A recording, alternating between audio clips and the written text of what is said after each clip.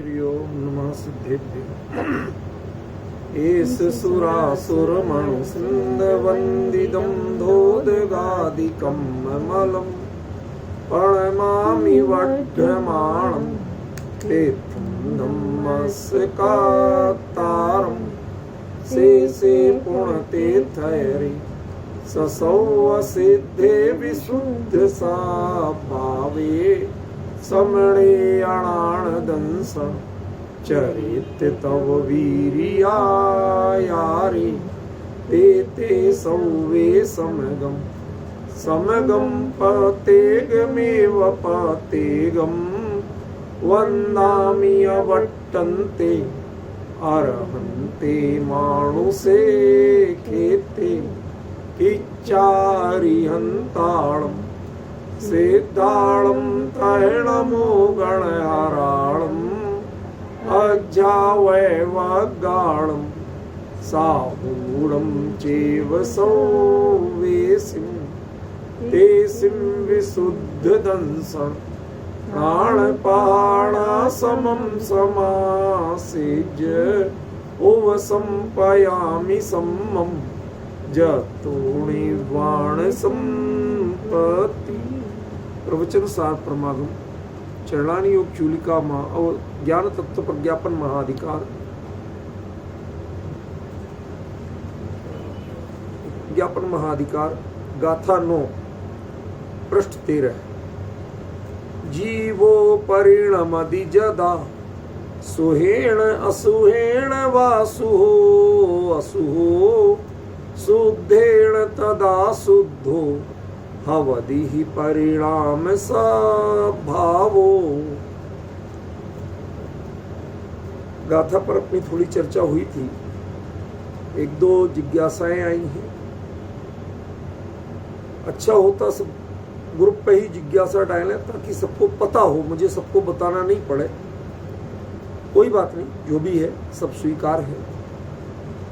पहले एक चीज बताना चाहता हूँ, थोड़ा सा आप लोग मेरे प्रयास के लिए अन्यथा नहीं लें। मैं आज दोनों गाथाओं की टीका में जो आचार्यों ने कहा और कुंद कुंदाचार्य क्या कह रहे हैं, इसका डिफरेंस बताना चाहता हूँ। आप लोगों ने ये तो पढ़ा ही है। 7वीं गाथा में आचार्य देव ने साफ कहा था, मोह और क्षोभ से रहित आत्मा का परिणाम वह साम्य है, साम्य ही धर्म है, साम्य ही चारित्र है। ये बात कही थी क्लियर, ठीक है ना। तो माने धर्म क्या है कि मोह और क्षोभ से रहित आत्मा का परिणाम, ठीक है, यही बात हुई थी। अब धम्म परिणदो आदा धम्मो मुड़े दब्बो, धर्म से परिणत आत्मा धर्म है। इसका मतलब सीधा क्या हुआ कि मोह और क्षोभ आदि की वृत्तियों से रहित आत्मा की जो स्वाभाविक परिणति है वह धर्म है। क्लियर हुआ कि नहीं हुआ? अब देखिए, इसी की टीका में आज थोड़ा सा निर्णय हो ही जाए, कहां तक टेंशन करेंगे। बार बार आप प्रश्न करेंगे, इधर ये लिखा उधर ही वो लिखा, क्लियर ही कर देता। पढ़िए नीचे, जैसे नाचार्य की टीका, तम्मा धम्म परिणदो आदा धम्मो मुड़े दब्बो ततः कारणात् धर्मेण परिणतः आत्मा एव धर्मो मंतव्या। इस कारण से धर्म से परिणत आत्मा को ही धर्म मानना चाहिए। तद्यथा, तद्यथा माने इसका खुलासा करते, जो कहा उसका खुलासा करते। निज शुद्धात्म परिणति रूपो निश्चय धर्मो भवति, निज शुद्धात्मा की परिणति रूप निश्चय धर्मो। पंच परमेष्ठियादि भक्ति रूप परिणाम रूपो व्यवहार धर्म स्थावत उच्चते, और पंच परमेष्ठि की भक्ति रूप परिणाम को व्यवहार धर्म कहते हैं। भाई साहब पहले विचार तो करो, फिर कुंद कुंद ने कहीं निश्चय व्यवहार की बात की नहीं। पूरे प्रवचन सार में आदि से अंत तक कहीं बात की, और जब वो कह रहे हैं मोह क्षोभ से रहित परिणाम वही साम्य है, साम्य ही धर्म है, साम्य ही चारित्र है, जब ये बात वो साफ कह रहे हैं तो आप कुंद कुंदाचार्य से अलग लाइन क्यों ले रहे? भाई उन्होंने ना तो निश्चय की बात की ना व्यवहार की बात की, समझ रहे, दोनों की बात नहीं की। अब उनकी व्याख्या में आप जबरदस्ती निश्चय व्यवहार घुसा के क्या बताना चाहते हो, मुझे तो ये बताओ पहले। और यदि व्यवहार जो पंच परमेष्ठी की भक्ति रूप वह धर्म है, तो अब देखो इनकी बात इन्हीं से आगे कटेगी, शांति से देखना। यतस्तेन तेन विवक्षित अविवक्षित पर्यायेण परिणतम द्रव्यम तन्मयम भवति। तेन तेन उस विवक्षित अविवक्षित, जिसकी विवक्षा की गई है और जिसकी विवक्षा नहीं की गई। अब केवली के वचनों में भी ऐसा होता है कि कुछ की विवक्षा हो और कुछ की विवक्षा नहीं हो। आपको इसीलिए उसका मूल अर्थ करके बता रहा हूं। कुंद-कुंदाचार्य क्या कह रहे हैं और आप लोग क्या कह रहे हैं, ये जरा आप ही तालमेल तो बिठा के देख लो, बैठ रहा है कि नहीं बैठ रहा। कहीं मैं खींचतान तो नहीं कर रहा हूं कुछ। भाई पिछली गाथा में साफ साफ कहा उन्होंने, अब इस गाथा में आप उस धर्म की परिभाषा क्या कर रहे हो, उस विवक्षित अविवक्षित पर्याय से परिणत द्रव्यम तन्मयम भवति, उस पर्याय से परिणत द्रव्य तन्मय होता। जबकि आचार्य देव परिणाम और परिणाम स्वभाव जो पर्याय, इन दो चीजों को भिन्न भिन्न कहना चाहते हैं। धर्म से परिणत आत्मा धर्म है, वो द्रव्य का परिणमति जेण द्रव्यम, वो द्रव्य परिणमित हो रहा है, द्रव्य रूप परिणमित। और ये परिणाम स्वभाव, शुभ अशुभ शुद्ध, ये परिणाम स्वभाव। क्लियर भेद आचार्य ने कहा। आप आचार्य जो मूल में कह रहे हैं उस पे फोकस क्यों नहीं कर रहे? जब वो धर्म को, धर्म परिणत आत्मा धर्म है, इसका बेस क्या बना रहे, जीर्ण द्रव्यम परिणमति, जिससे द्रव्य परिणमित होता है, माने वो द्रव्य का परिणाम है, वो पर्याय परिणाम का स्वभाव नहीं है, वो द्रव्य का स्वभाव है। सीधी बात है ना। अगली गाथा में जब शुभ शुभ शुद्ध की बात की तो उसे परिणाम स्वभाव कह दिया, और पिछली गाथा में स्वाभाविक परिणमन की बात की तो उसे जीर्ण द्रव्यम परिणमति कह दिया। अब द्रव्य तो पर्याय में आता नहीं, लेकिन पर्याय अपने आप को तदाकार अनुभव करती है, तद्रूप अनुभव करती है, उससे भिन्न अनुभव नहीं करती। भिन्न अनुभव करे तो शुभ शुभ शुद्ध कहलाए। यही बात है ना, सिंपल। इसमें तो कोई झगड़े वाली बात है नहीं, और यही आचार्य मूल में कहना चाहते। फिर ये जो व्याख्यान है ये जा कहां रहे हैं, ये तो बताओ मुझे। जो आचार्य मूल में बात कह रहे हैं उससे आप हमें क्यों कहीं का कहीं ले जाके और दुविधा में डाल रहे हो? आप बताओ, खुद निर्णय करो। जो आचार्य के, कुंद आचार्य की मूल गाथा में बात चल रही है, क्या उसी ट्रैक पे ये बात है? क्या इसमें कहीं पंच परमेष्ठी की भक्ति आदि रूप व्यवहार धर्म की बात की गई है? की गई हो तो बताओ। आप लोग पढ़ रहे हो, इतने दिनों से पढ़ रहे हो, अब इतनी प्राकृत वगैरह भी सब समझने लगे, इतने कोई नादान नहीं रहे। और फिर भी नहीं भी कम भी समझते हो तो एक एक शब्द का अर्थ कई बार कर चुका हूं, तो अब तो कुछ बचा नहीं है बताने को। तो ये जो अर्थ की शैली है ये है क्या? फिर सुनो क्या कहते हैं कि परिणत धर्म ततः पूर्वोक्त धर्मद्वयेन, पूर्वोक्त दो प्रकार के धर्म से, माने निश्चय धर्म और व्यवहार धर्म। पूर्वोक्त धर्मद्वयेन, दोनों प्रकार के धर्म से, माने अकेला निश्चय भी नहीं, दोनों धर्म से परिणतः, परिणत है जो तप्त, परिणतः तप्त अयः पिंडवत, गरम लोहे के पिंड के समान। तप्त माने गरम, अयः माने लोहे के, पिंड माने पिंड। जैसे लोहे का गोला हो, वो आग में तपा लिया गया, ठीक है ना, तो आग में तप गया तो वो गर्म हुआ, तो लोहा आग रूप परिणत हो गया। सही है भाई? गर्म होना ये लोहे का धर्म है क्या? नहीं। ये तो आप व्यवहार धर्म की परिभाषा जो आपने ऊपर कही पंच परमेष्ठी की भक्ति, उसकी बात कर रहे हो कि आत्मा तो पंच परमेष्ठी की भक्ति रूप नहीं है, पर वो उस रूप में परिणत होके अपने आप को धर्मात्मा मानता है। क्या बात कह रहे हो आचार्य, क्या कहना चाहते हैं और आप कह क्या रहे हो? मैं तो इतना बता दूं,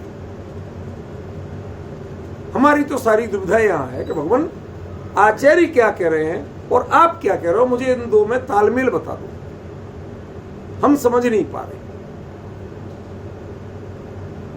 अब डिफरेंस समझ में आ रहा है? ये प्रवचन सार की चर्चा क्यों जरूरी है, क्यों मैंने दोबारा से ले ली? यदि ये एक एक पॉइंट पे बारीकी से नहीं होता तो मैं लिखना चाहता तो अभी लिख नहीं पाता, समझे ना? इसलिए इसको दोबारा लिया। वो के आचार्य मूल में कह रहे हैं कि मोह और क्षोभ के परिणाम से रहित जो आत्मा की स्वाभाविक परिणति है वही साम्य है, वही चारित्र है और वही धर्म। और धर्म से परिणत आत्मा धर्म है, ये कह रहे हैं। एक सिंपल सी बात, माने जिसमें मोह और क्षोभ, दर्शन और चारित्र मोह का कोई प्रभाव नहीं, ठीक है ना? अब इस बात को जानना है तो इसी के ठीक ऊपर 7वीं गाथा की जो टीका है अमृतचंद्राचार्य देव की, वो उसकी आखिरी पंक्ति पढ़िए। साम्यम तु दर्शन चारित्र मोहिनीय उदय आपादित समस्त मोह क्षोभ अभावात अत्यंत निर्विकारो जीवस्य परिणाम। अर्थ बताता हूं, घबराओ मत, टेंशन मत करो। साम्यम तु, साम्य भाव कहो, धर्म कहो, चारित्र कहो, ये पिछली गाथा में यही कहा था ना। वो क्या है? दर्शन ज्ञान चारित्र मोहिनी। दो प्रकार का मोहिनी है, एक दर्शन मोहिनी, एक चारित्र। तो दर्शन चारित्र मोहिनी उदय आपादित, उन दो मोहिनियों के उदय से होने वाली, उदय आपादित माने उदय से होने वाली समस्त मोह क्षोभ। क्या होता है? मोह रूप वृत्ति और क्षोभ रूप वृत्ति, ठीक है ना? उसके अभावात, उसका अभाव हो जाने से अत्यंत निर्विकारो, जो अत्यंत निर्विकार है, ऐसा जीवस्य परिणाम, वह जीव का परिणाम है। उसमें ना भक्ति है किसी की और ना किसी कर्म के अभाव की बात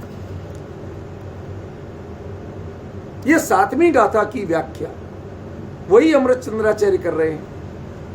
उसी परिपाटी में अगली गाथा कह रहे हैं आचार्य देव। तो जो ये धर्म क्या हुआ? धर्म परिणत आत्मा, जीव का स्वाभाविक परिणाम, यही हुआ ना जो आपने ऊपर अर्थ किया था। अत्यंत निर्विकारो जीवस्य परिणाम, अत्यंत निर्विकार जो जीव का परिणाम है, स्वाभाविक परिणाम है, वही साम्य कह लो, वही चारित्र कह लो, वही धर्म कह लो। यही बात आई थी पिछली 7वीं गाथा में बताया ना कि जो चारित्र है वही धर्म है, धर्म है वही साम्य है, ठीक है ना? और साम्य क्या है? मोह क्षोभ से रहित आत्मा का परिणाम। ये बात पिछली गाथा में आई थी, जब बहुत चर्चा कर चुके, रिपीट तो करूंगा नहीं, ठीक है ना? तो इस गाथा 8वीं गाथा में धर्म परिणत आत्मा धर्म है का मतलब क्या? अत्यंत स्वाभाविकी परिणति, जिसमें दर्शन मोह चारित्र मोह के उदय की गुंजाइश नहीं है, सत्ता की गुंजाइश नहीं है, कोई प्रभाव कभी नहीं हो सकता। तो कौन सी अवस्था हुई? केवली हुई ना? केवली से नीचे की अवस्था तो नहीं हुई? क्लियर? जब वो चीज क्लियर है तो फिर मेरे से बार बार क्यों पूछा जाता?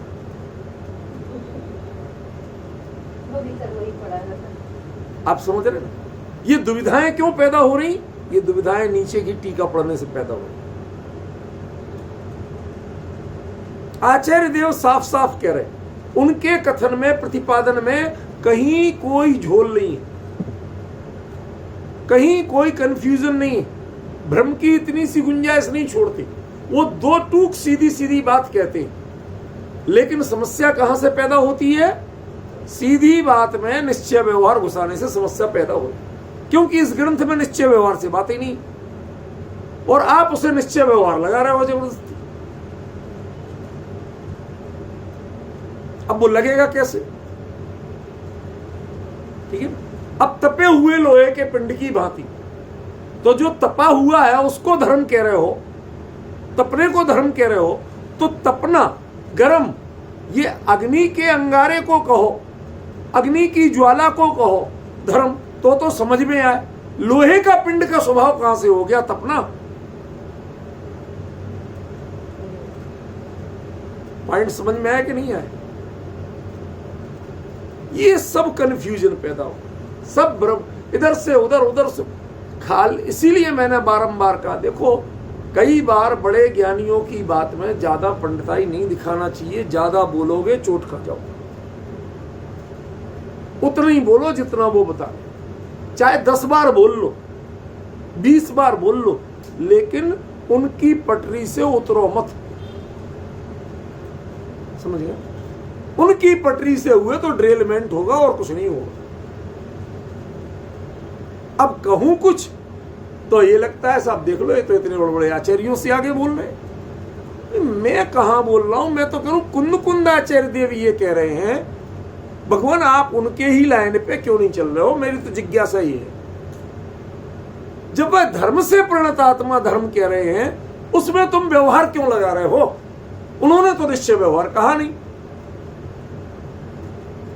धर्म यदि स्वभाव है तो स्वभाव से परिणत आत्मा, तो उसमें तपे हुए लोहे का पिंड, उसमें तपा हुआ होना, ये उसका स्वभाव कहां से हो गया?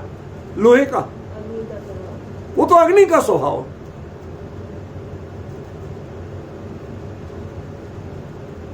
ये पंच परमेष्ठी भक्ति रूप व्यवहार धर्म पे लागू पड़ेगा कि आत्मा के स्वाभाविक परिणमन पे लागू पड़ेगा?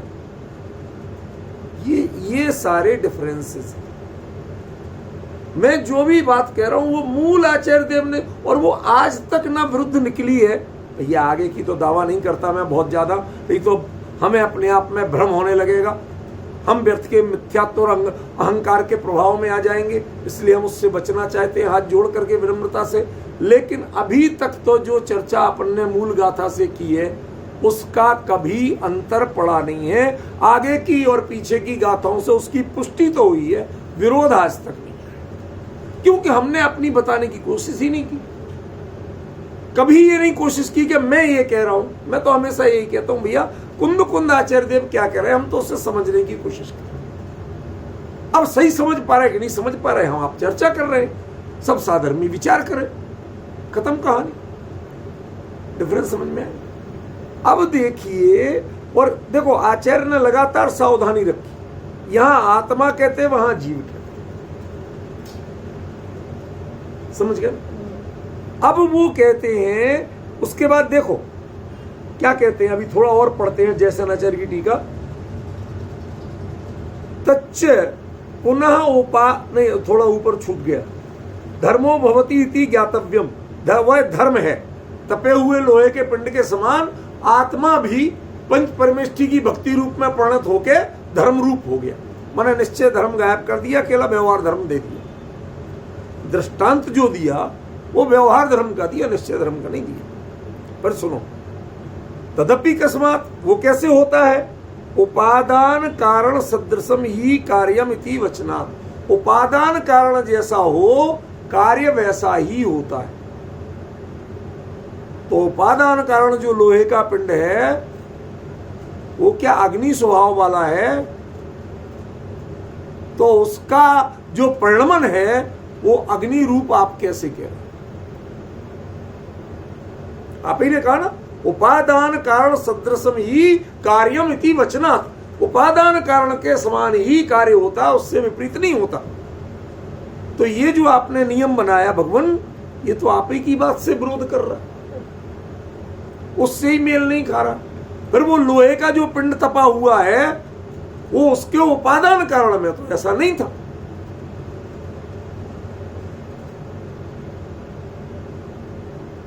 लोहे का स्वभाव भिन्न है, अग्नि का स्वभाव भिन्न है। समझ गए? आप कैसा पुद्गल होने के कारण सब समान है, तो पुद्गल होने के कारण सब समान हो तो जो अभ्रक होता ना, अभ्रक घोड़र भी बोलते उसे डालो आग में, वो बिल्कुल भी नहीं गर्म होता, वो भी तो पुद्गल है। वो क्यों नहीं लाल हो जाता तप के? पॉइंट समझे ना? ये सुनार वगैरह जिसको सफेद सा बिछाते ना, उसको बोलते अभ्रक। जितना चाहे आग जलाओ उस पे, उससे कोई फर्क नहीं पड़ता, वो गर्म तक नहीं होता। समझे? तो यदि पुद्गल होने से लोहा और उनको समान मानोगे, एक स्वभाव मानोगे, उपादान कारणपना एक मानोगे, तो पुद्गल तो अभ्रक भी है, वो क्यों गर्म नहीं होता? अग्नि संयोग से वो भी गर्म होना चाहिए। तो ये पुद्गल पने का सामान्य उपादान कारणपना बनेगा। ठीक है ना? अब आगे पढ़ो, थोड़ा सा और सुनो। तच्च पुनः उपादान कारणम शुद्ध अशुद्ध भेदेन द्विधा। उपादान कारण शुद्ध और अशुद्ध के भेद से दो प्रकार का होता है। आप लोगों ने पढ़ा सब कभी? शुद्ध अशुद्ध उपादान और अशुद्ध उपादान, ये दो तरह का उपादान आपने पढ़ा है कभी? मैं तो अनाड़ी हूं, मैं तो ठीक है, मैं तो अपनी गलती मान लेता हूं। आप लोगों ने पढ़ा हो तो जरा बता दो भैया। कोई बात खाली सिद्ध करने के लिए आप कहां कहां तक ले जाओ।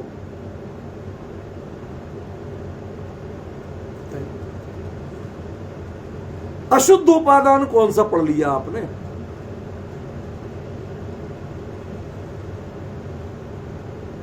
अरे आप कहो के जैसे जीव विकारी, अरे वो परिणमन उपादान में थोड़ी होता है, परिणमन तो उस पर्याय मात्र में है।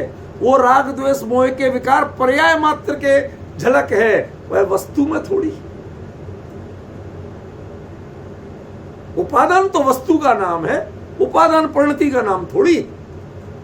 आप बताओ, आपने पढ़ा होगा उपादान उपादेय, वो जो परिणति है उसको तो उपादेय कहोगे, उपादान थोड़ी कहोगे। वो दो प्रकार की योग्यता उपादेय की है को उपादान की है। वो परिणति में दो तरह की योग्यता है, द्रव्य स्वभाव में दो तरह की योग्यता नहीं है, वो तो सदा शुद्ध ही है। पहले मैं बहुत डर रहा था, अब बोले नहीं बोले, अभी यार दुनिया भर के विवाद होंगे। लोग असली डर और कुछ नहीं। वो जैसे लिखा जाता ना, अरे भाई वो किसने कहा, अरे इतने बड़े आश्चर्य। अब हम ये भय रख रख के अब उनसे हम पूछते हैं, चलो भाई हम तो हैं बेवकूफ, मान लिया आप ज्ञानी हो, आपने कुंद कुंद से अलग लाइन क्यों ली, हमें ये बता। हमारी लाइन अलग लेने को तो आप अलग कहते हो, जबकि हम कोई अलग लाइन नहीं ले रहे, हम तो कुंद कुंद की लाइन ले रहे। कुंद कुंद ने क्या कहा, हम तो वो चर्चा कर रहे, हमने अपनी ओर से कुछ कहा ही नहीं। बताओ, एक बात भी जोड़ रहे हो अपनी ओर से? कुछ नहीं जोड़ रहे। कुंद कुंद ने क्या कहा उस बात को पकड़ के चल रहे। अब आपसे पूछ रहे कि आप ये बात क्यों कह रहे हो, जब जो बात कुंद कुंद नहीं कह रहे हो हैं उसको आप व्याख्यान में क्यों ले रहे? समझ रहे ना? देखो अभी थोड़ा और पढ़ो। रागादि विकल्प रहित स्वसंवेदन ज्ञान आगम भाषया शुक्ल ध्यानम व केवल ज्ञानोत्पत्तौ शुद्धोपादान कारणम भवति। रागादि विकल्प से रहित स्वसंवेदन रूप जो ज्ञान है वो आगम भाषया, आगम की भाषा से, अनुभव की भाषा से नहीं, आगम की भाषा से। अब थोड़े थोड़े अंतर आप विचार करते चलो, मैं ज्यादा नहीं बोलूंगा। शुक्ल ध्यानम वा, या उसको शुक्ल ध्यान कह लो, वो केवल ज्ञानोत्पत्तौ, केवल ज्ञान की उत्पत्ति में शुद्ध उपादान कारणम भवति, शुद्ध उपादान कारण। ठीक है? अशुद्ध आत्मा तू रागादि नाम अशुद्ध निश्चयेन उपादान अशुद्ध उपादान कारणम भवति इति सूत्र। भाई सब पहले तो बताओ, अशुद्ध आत्मा होता कौन सा? अशुद्ध परिणति होती है कि आत्मा अशुद्ध होता है? शुद्धा शुद्ध आचार्य देव ने परिणाम संभावों कहा अगली गाथा में, और आप उसको आत्मा कह रहे हो। मेरे पॉइंट समझ में आ रहा है कि नहीं आ रहा?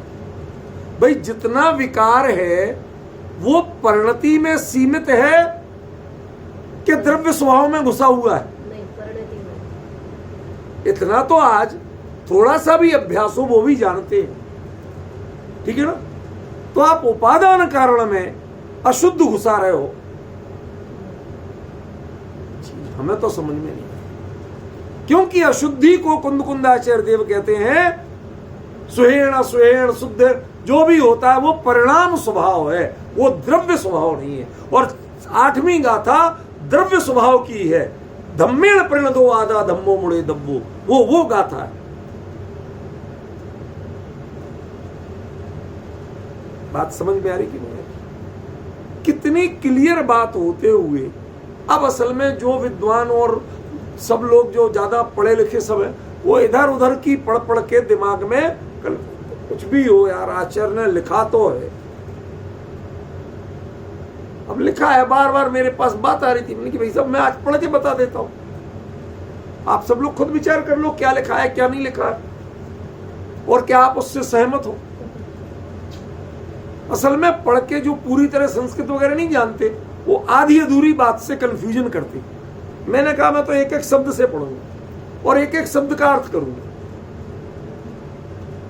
अब अपने आप क्लियर करना आप क्या लिखा और क्या नहीं लिखा और वो मेल खाती है कि नहीं खाती।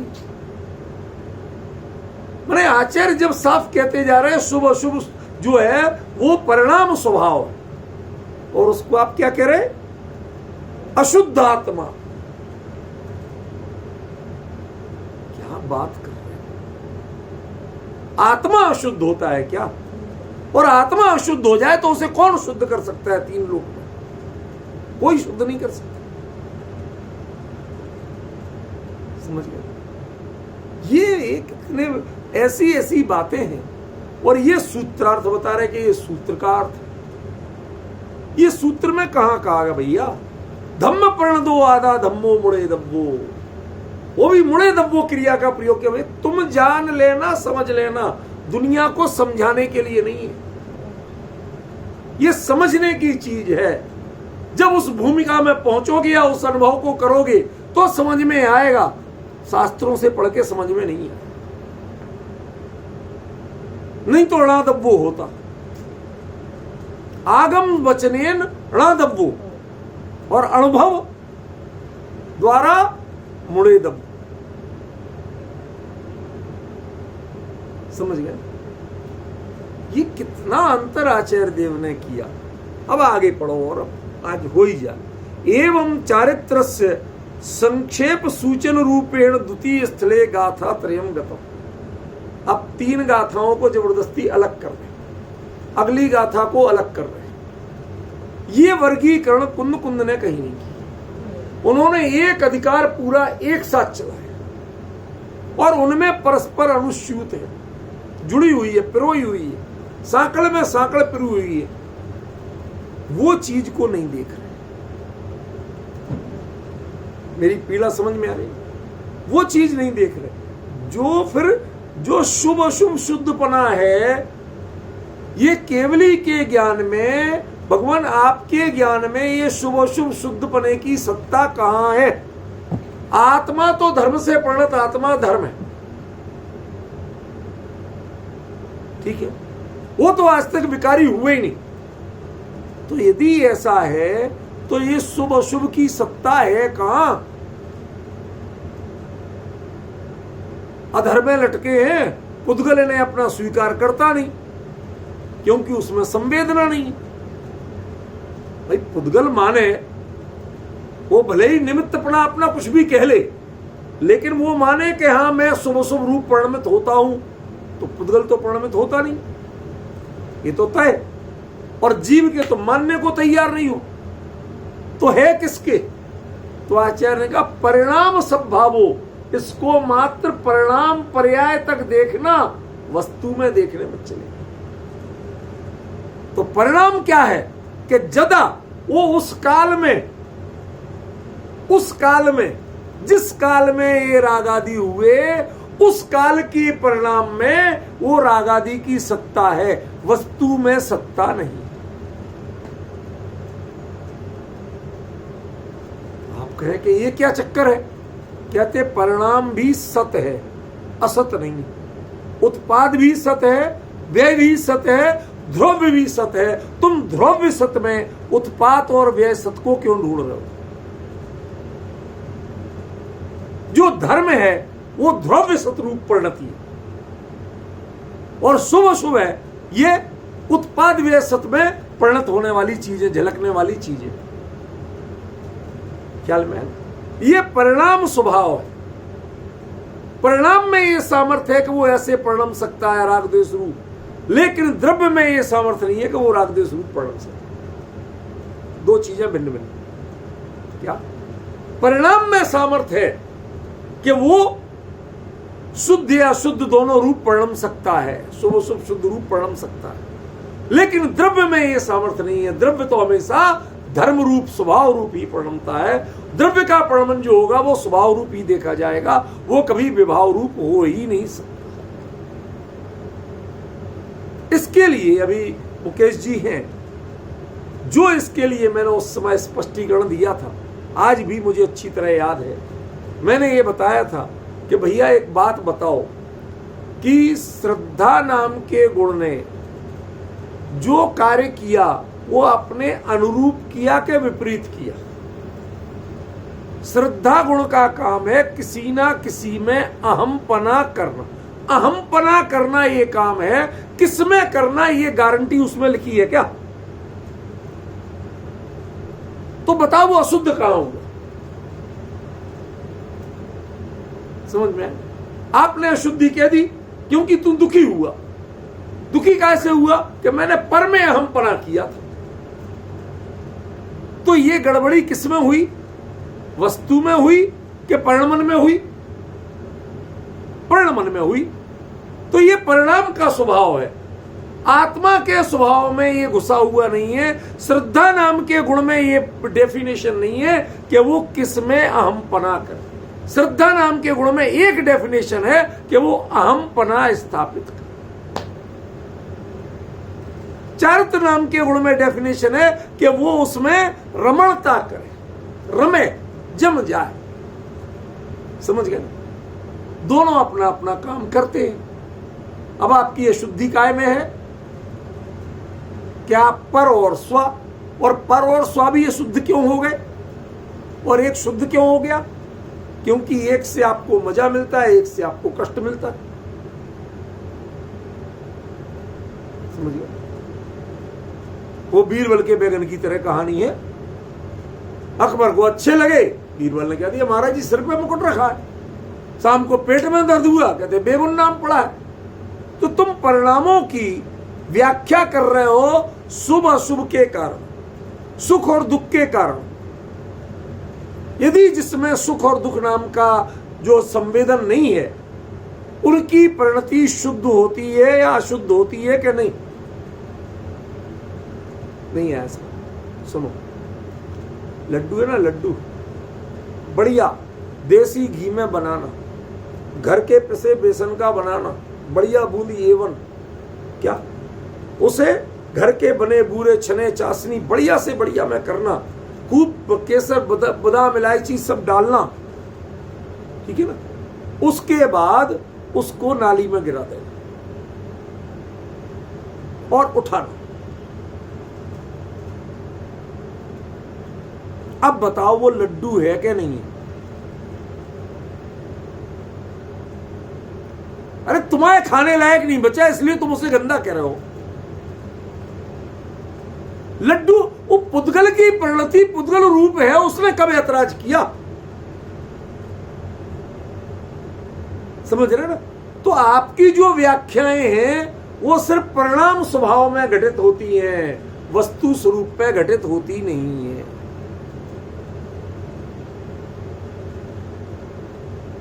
समझ गए?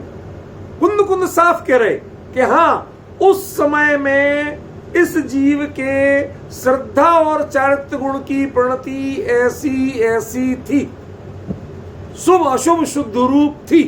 स्वीकार कर रहे, केवली भी स्वीकार कर रहे, लेकिन उस समय थी। समय किसका नाम है? समय से परिचय किसका दिया जाता है? पर्याय का या किसी और का? समय से परिचय जो दिया जाता है वो पर्याय का दिया जाता है। भाव से जो परिचय दिया जाता है वो स्वभाव का दिया जाता है। क्षेत्र से जो परिचय दिया जाता है वो प्रदेश का दिया जाता है। तो तो जब आचार्य देव जदा कह रहे हैं, काल कह रहे हैं, तो काल से परिचय तो पर्याय का ही होता है, काल से परिचय स्वभाव का नहीं है। ठीक है, तो कितना साफ साफ कहा, जीवो परिणमति जदा सुहेण असुहेण वासुहो असुहो शुद्धेण तदा शुद्धो। आपको अरे साहब शुद्ध को भी लेंगे ना, तुमने शुद्धा शुद्ध विकल्पना भवती सा मिथ्यादृशी प्रत्यम, ये क्यों नहीं पढ़ा? शुद्ध और अशुद्ध के विकल्प से जीव मिथ्या दृष्टि होता है, सम्यक दृष्टि नहीं होती। पदम परमल धारी देव साफ साफ कह रहे नियम सार के कलश में। या तो कहो वो झूठ कह रहे, और यदि वो भी, ये शुद्धता का विकल्प जो है, तुम्हें विचार क्यों आया शुद्ध हो गया, तुम्हें शुद्ध होने की, ये जिसे विश्वास हो कि मैं बिगड़ा था, एक काम करना, ऊपर में गुस्सा तो नहीं होगी, पहले पक्की प्रॉमिस करो। नींद में गिरो, सच्ची में नहीं गिरो, नींद में सपने में गिरो, और उसमें पैर की हड्डी टूट जाए, नाराज मत हो ना, पहले कह दिया मैंने, नहीं तो कहोगे मेरी हड्डी तोड़ रहे। सुनो, पैर की हड्डी टूट जाए तो जागने पे प्लास्टर बंधवाने जाओगे कि नहीं? समझ में आ रही बात के लिए?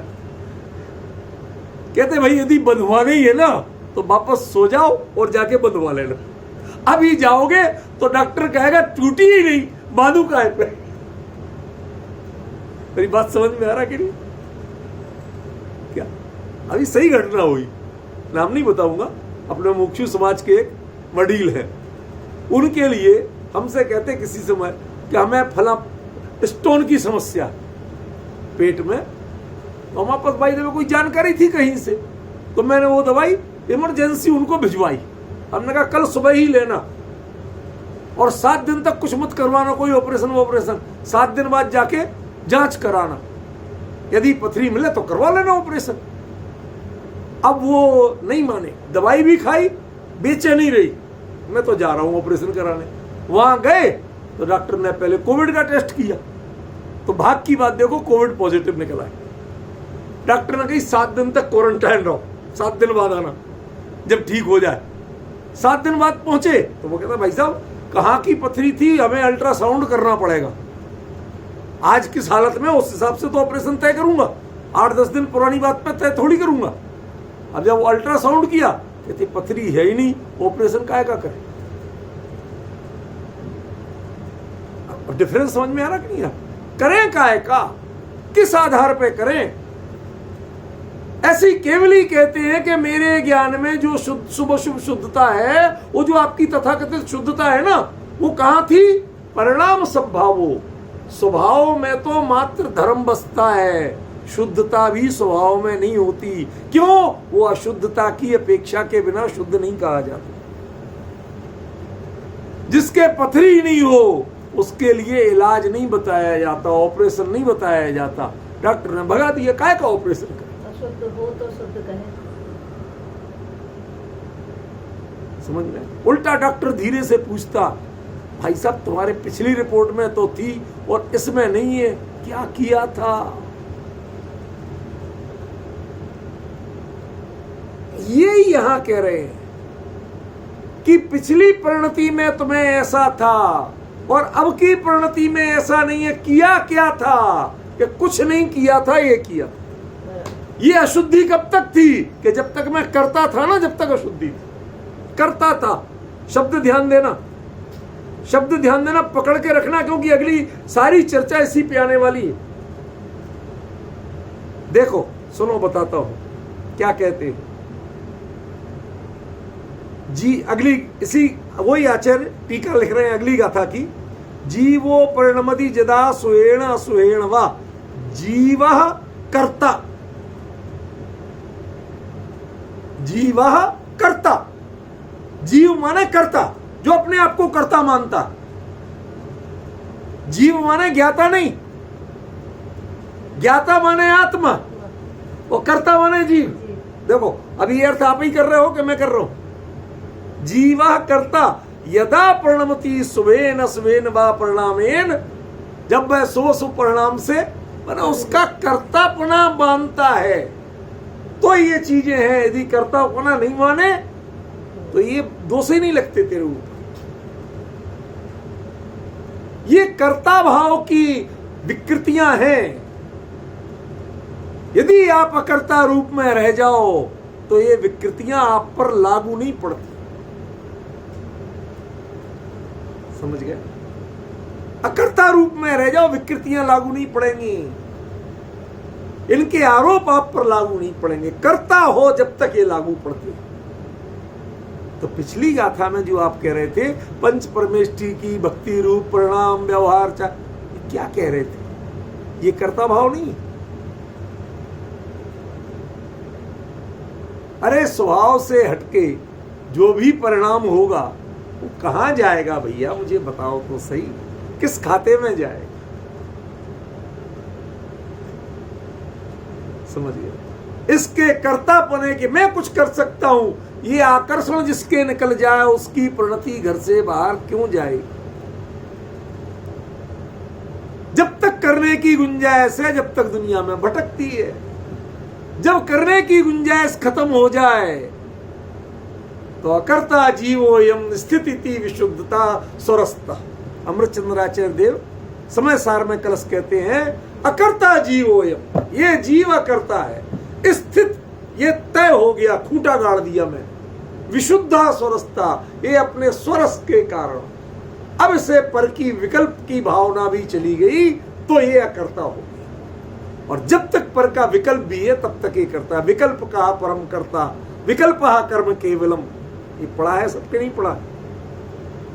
नहीं पढ़ा तो याद करिए, समय सार पढ़िए एक बार, साफ लिखा हुआ है। कर्ता कर्माधिकार के कलश पढ़ रहा हूं मैं, कोई याद पलट पलट के नहीं पढ़ रहा हूं, मेरे पास समय सार नहीं है। तो सहज अपना जो स्वाध्याय गुरुदेव श्री के सानिध्य में जो कुछ पढ़ा सीखा, 2 अक्षर वही सुना रहा हूं आपको। मैं क्या अपना सुना रहा हूं? कुछ नहीं। समझे? ये सब चीजों को आपको समझना पड़ेगा। बिल्कुल क्लियर है कि 8वीं गाथा ये वास्तव में केवली की ही गाथा है। तो प्रश्न कर दिया कि फिर आपने वो क्यों कहा था शुद्ध शुद्ध विकल्प ना भवति, शुद्ध शुद्ध का विकल्प ही नहीं करना, ये नहीं करना, वो नहीं करना। अरे भाई, जो परिणति शुद्ध शुद्ध के विकल्प से रहित है उसको क्या कहोगे? जब आप धर्म की दृष्टि से देखोगे तो वह एक परिणति का नाम कहलाएगा, और जब आप व्यक्ति की दृष्टि से देखोगे तो उसे केवली या छद्मस्त की संज्ञा। केवली और छद्मस्त संज्ञा ये आत्मा के स्वभाव की संज्ञाएं नहीं, ये किसकी संज्ञाएं हैं? पर्याय की संज्ञा। समझ गए? तो जो ये संज्ञाएं आप दे रहे हो, केवली और छद्मस्त जो भी कहना चाहते हो, ये संज्ञाएं भेद विवक्षा की है, ये पर्याय दृष्टि की है। धर्म से परिणत आत्मा जो है उसकी आचार्य ने इतनी व्याख्या की कि इसमें मोह और क्षोभ जैसी परिणतियां नहीं है, बस। अब उसके अलावा आत्मा में जो होता है वही है। अब क्या होता है, क्या बताना आपको? एक बात बताओ, सूती कपड़ा था, कलर उड़ गया। क्या कहा? कलर उड़ गया, फेड हो गया, कलर फेड हो गया, बिल्कुल उड़ गया। तो कैसा बचा?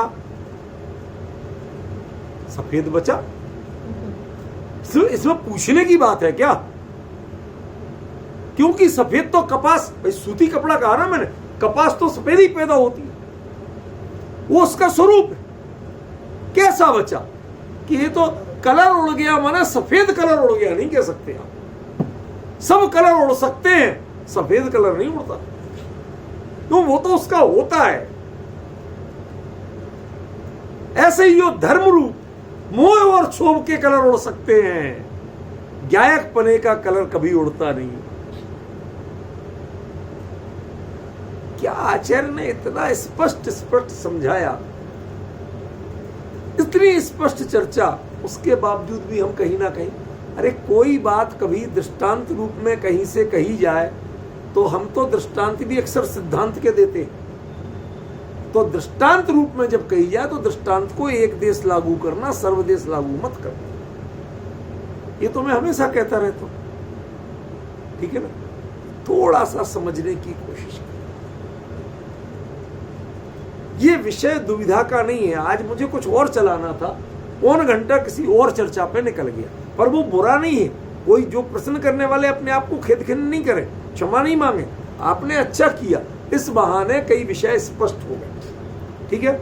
आज का जो मुख्य विषय था जदा, जब, जब माने काल नहीं, काल माने पहले ये जानो, काल का द्रव्य का जो परिणमन है वह 3 काल में कभी अशुद्ध नहीं होता।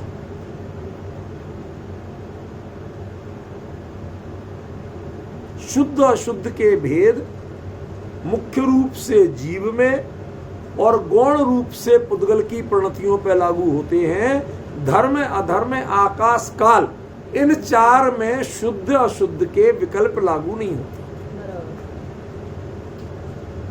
ठीक है। ये निर्दोष तत्व हैं, इनके ऊपर कभी आप आरोप नहीं लगा सकते, समझ गए। आपने कंपनी वाले से कहा खूब अच्छा तेज धार का चाकू देना, वो टमाटर का सलाद काटने में परेशानी होती है, टमाटर थोड़ा ढीला आता है,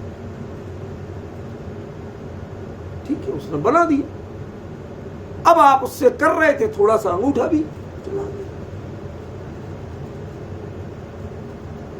अब दोष दो,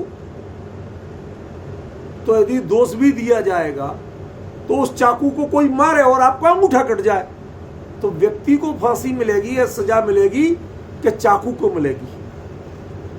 चाकू निर्दोष तो उसका सलाद संवारना और अंगूठा काटना, इन 2 भिन्न भिन्न उद्देश्यों से जिसने प्रयोग किया, उसमें आप शुभाशुभ कह सकते हैं।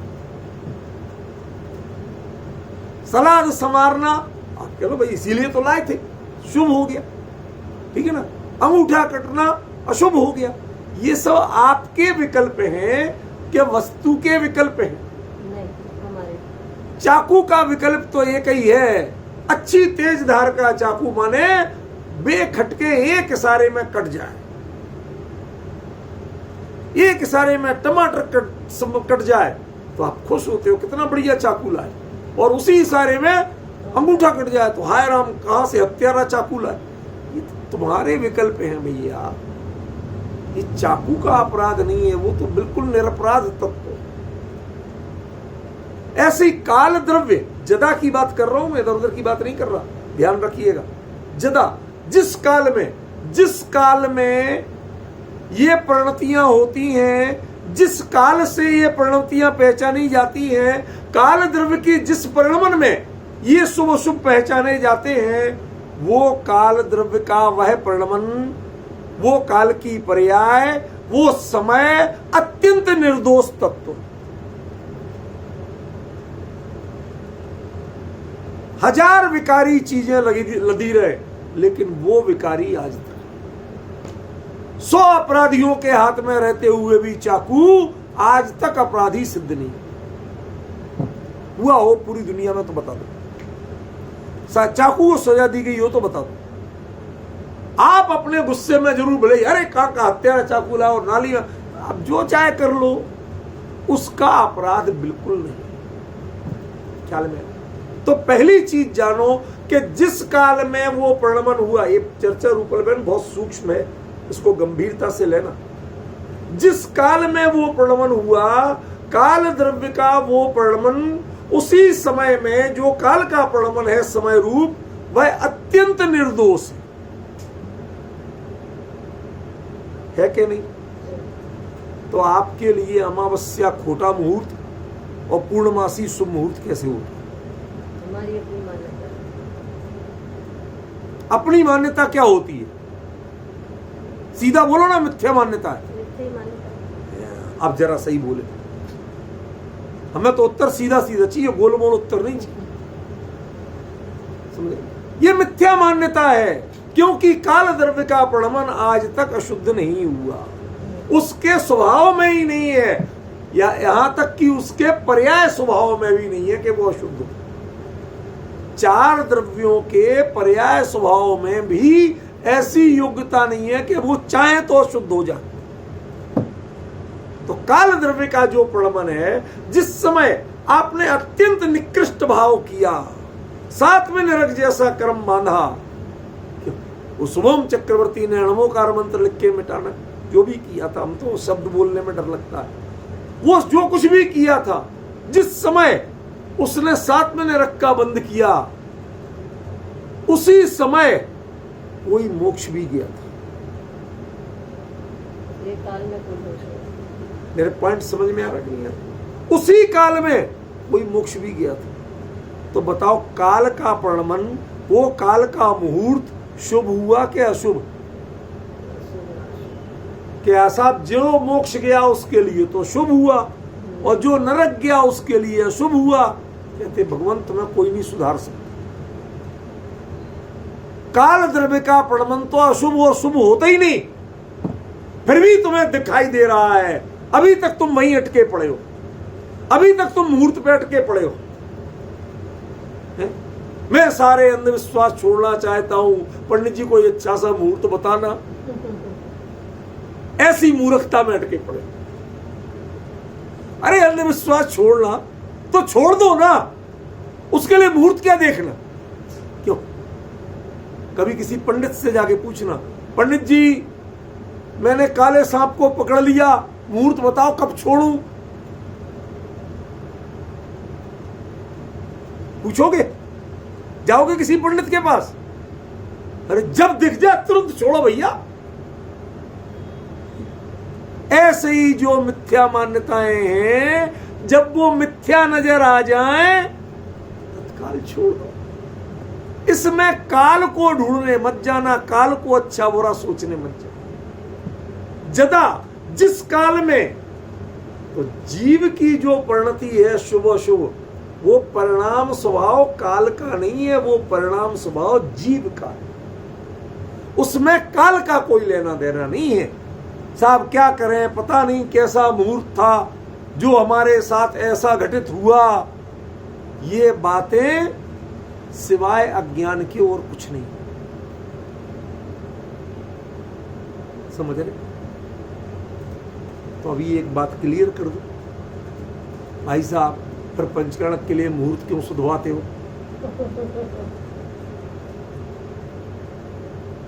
बात तो करना पड़ेगी ना, है? क्यों सुधवाते हो? अरे भाई, वो काल का परिणमन कोई भिन्न नहीं होता, कोई मुहूर्त शुद्ध नहीं होता, कोई अशुद्ध नहीं होता। ये तो जो प्रकृति पर्यावरण की, कि भाई वो जो गणना होती है ना, जैसे काल की गणना करके ही तो कब कौन सा ग्रहण पड़ेगा, क्या होगा, ये चीजें जानते हैं। ऐसे ही काल की गणना से जो कब कहाँ बारिश हो जाए, कहाँ भूकंप आ जाए, क्या हो जाए, इनकी जो कैलकुलेशन होती है वो उसके लिए करते हैं। वो काल कुछ नहीं करता, वो एक कैलकुलेशन का माध्यम है। जैसे चाकू वो काटने का माध्यम है, चाकू दोषी नहीं, ठीक है ना? उसके माध्यम से आपने कैलकुलेशन किया।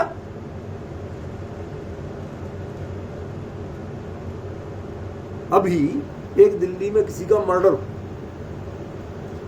तो लोग ढूंढ रहे थे। तो आजकल ये मेट्रो के स्मार्ट कार्ड होते ना, तो वो लोगों ने सोचा कि चलो यार, जब इतना पैसा उठाया सेठ के घर से, सोना चांदी उठाया, ये भी ले चलो, आराम से जाने में काम आएगा, खरीदना नहीं पड़ेगा। अब उन्हें पता नहीं था कि वो कार्ड जो ही उस पर टच किया, वो तुरंत सिग्नल पहुंच गया, हाँ भाई साहब ये कार्ड वाला जिसने, तो उनका सेठ का कार्ड जो चोरी हुआ ना, वो कार्ड इस स्टेशन पे पंच हुआ है, अपराधी यहां है। अब बताओ, कार्ड ने पकड़वाया उन्हें क्या? भाई कार्ड में तो ऐसे सेंसर लगे हुए हैं कि जहां वो टच किया जाएगा मशीन को, वहां वो उसका सेंसर बोल जाएगा। इसके अलावा उसमें क्या था? अब वो आदमी कह रहा कहां से कहा, मैंने तुझे कहा था ना ये कार्ड मत ले, पकड़ा गया ना उसके कारण। कार्ड ने नहीं पकड़वाया, तेरे अपराध ने पकड़वाया। समझ गए? लेकिन ये सब दोष हम देते हैं, श्रेय हम देते हैं। ये सामान्य लौकिक मुहूर्त आदि, ये सिर्फ छोटे मोटे बाहरी प्रकृति पर्यावरण के कारणों को, उनकी गणना को समझने के लिए कदाचित उपयोगी कहे जाएं, लेकिन शुभ और अशुभ तो ये कतई नहीं है। ये आपकी सुविधा के लिए, ये काल द्रव्य के प्रणमन को शुद्ध शुद्ध बताने के लिए। काल द्रव्य का प्रणमन शुभ शुभ शुद्ध कुछ नहीं होता है। उस काल में जीव परिणमित होता है, जीव के परिणाम शुभ शुभ होते हैं। उसी समय में जो काल द्रव्य का प्रणमन है, उसी जगह पे जो है, कालाणु तो लोकाकाश में पूरे में है, तो जहां जीव है उसके परिणाम जब शुभ हो रहे हैं, उसी समय काल द्रव्य के उस कालाणु का प्रणमन निर्दोष है। अब देखिए, एक ही जगह जिससे तुम अपने परिणाम को पहचान रहे हो, किससे? काल द्रव्य के प्रणमन से पहचानो। आपने देखा होगा, अक्सर सुना हो, मैंने तो खैर सब तरह पढ़ता रहता हूं तो पता है, जब कहीं कोई अपराध होता है तो सबसे पहले मारपीट, गुंडागर्दी, मर्डर वगैरह कुछ हो रहा, तो पुलिस जब जाती है तो सबसे पहले वो घड़ी ढूंढती है उनकी। ये आदमी घड़ी पहनता था क्या? घड़ी है क्या? क्यों?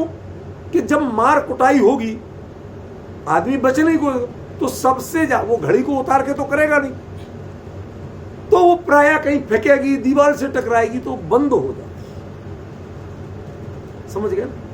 तो वो कहते घड़ी कितने बजे बंद हुई, मतलब इसके मर्डर का टाइम वो था। अब आप डिफरेंस समझ रहे? तो घड़ी ने क्या मर्डर किया था? वो तो बता रहे हैं कि ये टाइम था, घड़ी मर्डर का कारण नहीं। ऐसे ही काल द्रव्य का प्रणमन शुभ अशुभ शुद्धता का कारण नहीं है। उसी समय में वो प्रणमन भिन्न हो रहा है और जीव का परिणाम शुभ अशुभ रूप, जीव जब स्वयं प्रणमित होता, तू अपने भ्रम से, अपने मिथ्यात्व से, अपने चारित्र मोह के उदय से उसमें शुभ अशुभ रूप मान रहा है। ये काम हुआ, मजा आ गया, ये काम हुआ, बहुत बुरा था। बचपन में घी खूब जम के भरा नहीं जाए बाटी में और बढ़िया बूरा नहीं डाला जाए, तब तक मजा नहीं आता। और ज्यों ज्यों बड़े होते जाते हैं तो दुश्मनी निकाल रहे हो हमसे, इतना घी और ऊपर से इतना बुरा क्यों? अब हाई ब्लड प्रेशर भी है, शुगर भी है, तो वही दुश्मनी निकाल। और पहले नहीं डालते थे तो कंजूसी कर रहे हो। ये शुभाशुभ की उसी में अब डाल रहे तो वो अशुभ वृत्ति आ रही है, आपको अशुभ लग रहा, बुरा लग रहा, दुश्मनी लग रही। पहले नहीं डालते थे तो कंजूसी लगती थी, तो अशुभ लगता था। अब हमें समझ में नहीं आता कि बाटी में घी डालना, बूरा डालना शुभ है कि अशुभ। कहते तेरे परिणाम का स्वभाव है। तू कहता है कि बुढ़ापे में अशुभ है और जवानी में शुभ है। वो ना जवानी में शुभ था, तब भी वो वैसी कोलेस्ट्रॉल पैदा करता था, ठीक है ना? तुझे कोलेस्ट्रॉल की बीमारी नहीं हो पाई थी, उस लेवल तक नहीं पहुंचा था, शरीर की पाचन शक्ति कमजोर नहीं हुई थी, ये बात अलग है। बाकी ज्यादा घी खाओ तो उससे कोलेस्ट्रॉल होता ही है। शुगर जम के खाओ तो उससे शुगर बढ़ेगी, ये तो उसका स्वभाव है, स्वरूप है, ठीक है ना? तुम जब तक पचा सकते हो तो स्थिति भिन्न है, व्याख्या भिन्न है। शुभ कहलाते हो, मजा आ गया साहब, जवानी में खूब देसी घी खाया, तारीफें करते हैं लोग। अरे साहब पुराने चावल हैं, असली माल खाया है, उसी को बढ़िया कहते हो। और अब अरे बहू इतना घी डाल दिया, तू दुश्मन है मेरी। ये सोच क्या है, ये व्याख्या क्या है? काल कभी शुभ शुभ नहीं होता।